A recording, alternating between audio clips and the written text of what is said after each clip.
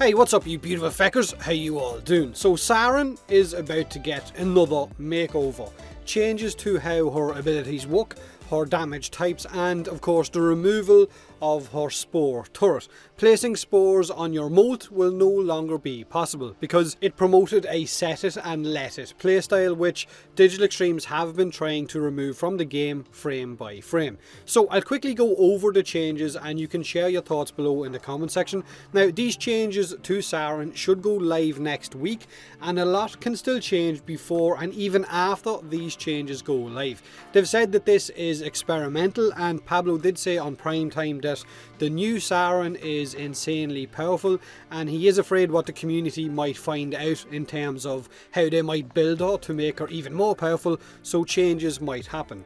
Now first up, Saryn's armor values have been increased to 225 armor for the base Saryn, and it goes up as far as 300 armor for Saryn Prime. So Saryn Prime has the same armor values as Frost, one of our tankier Warframes.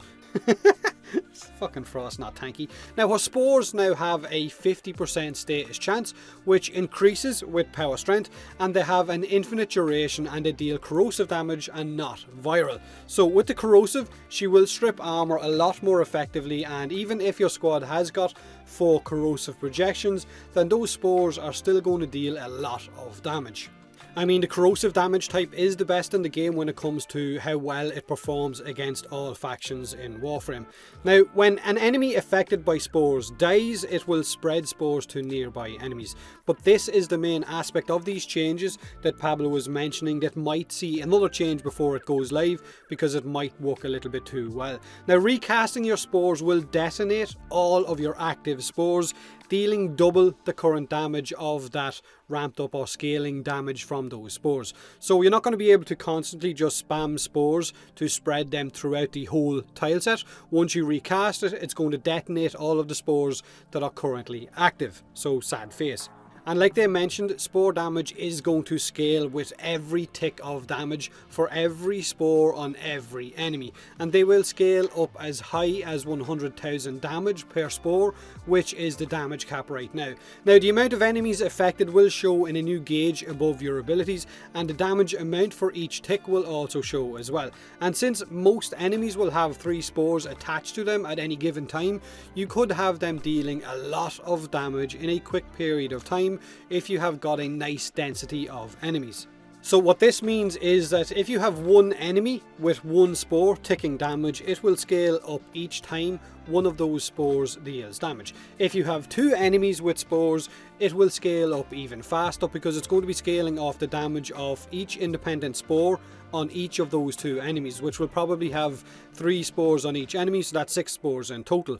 If you have a room full of enemies all with spores, then the damage will scale each time any of those spores ticks for an amount. Now the biggest concern from the community that I've seen so far with these changes is the effectiveness of actually going to be able to spread those spores. Rebecca only had stretch equipped on prime time, so her range was pretty low, and when she ran Mott, the spore spreading really wasn't great, but maybe when we get our hands on her and test her with our own builds, the spore spreading could work a lot better.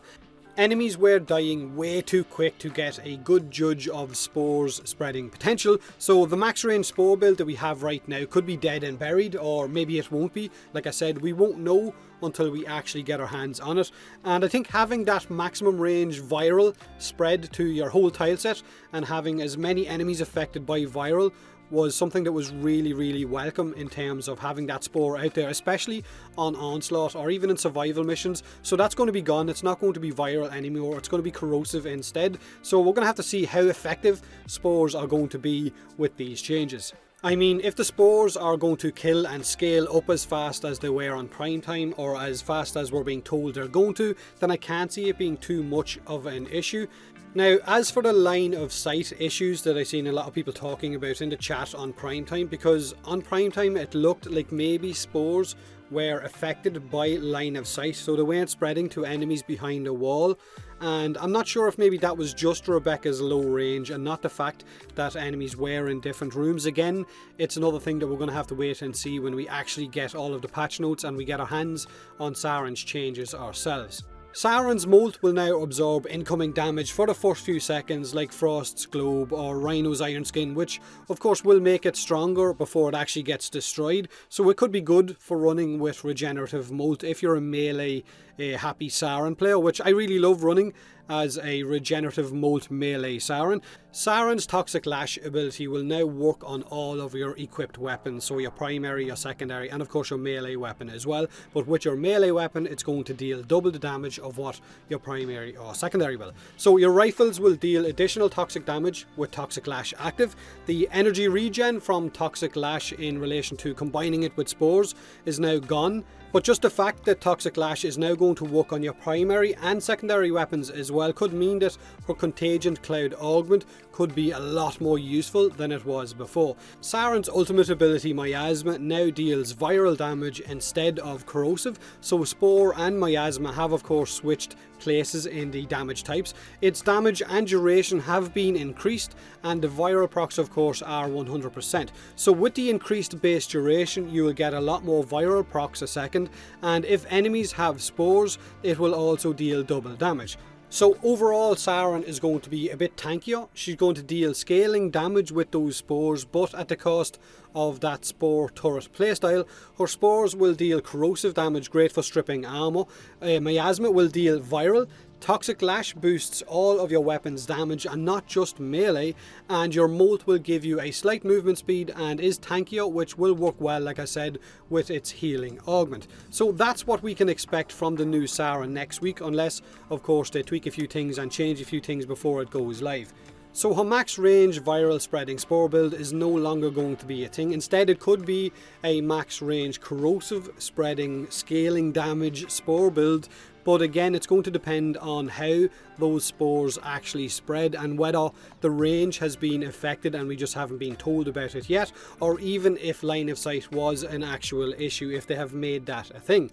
So there were fears in the community that Elite Onslaught was in fact a testing ground to kind of flush out some of the cheesiest, most powerful builds in Warframe, and maybe you're right, maybe that is the case, and it has made developers sit up and notice some of the playstyles in the game that were kind of only tied to long range survival, with a really low percentage of the player base actually used. So as an example, recently on a Twitch stream, one of the developers was in the chat and he mentioned how they absolutely despise Maiming Strike and its macro playstyle and will be looking at changing it. So Maiming is probably going to see a change, which will mean any of those Riven mods that have that effect attached to it might see a change as well. So you maybe want to look at those Rivens and decide what you want to do with them.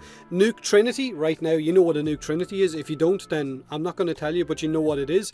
It's another build or another setup that is kind of macro based. It can be set up as a macro where you just stand there and drop bombs all over the place. It's also apparently being looked at. Maybe Maim Equinox, Stealth Octavia and a few others that have increased in popularity with the introduction of the Onslaught game mode.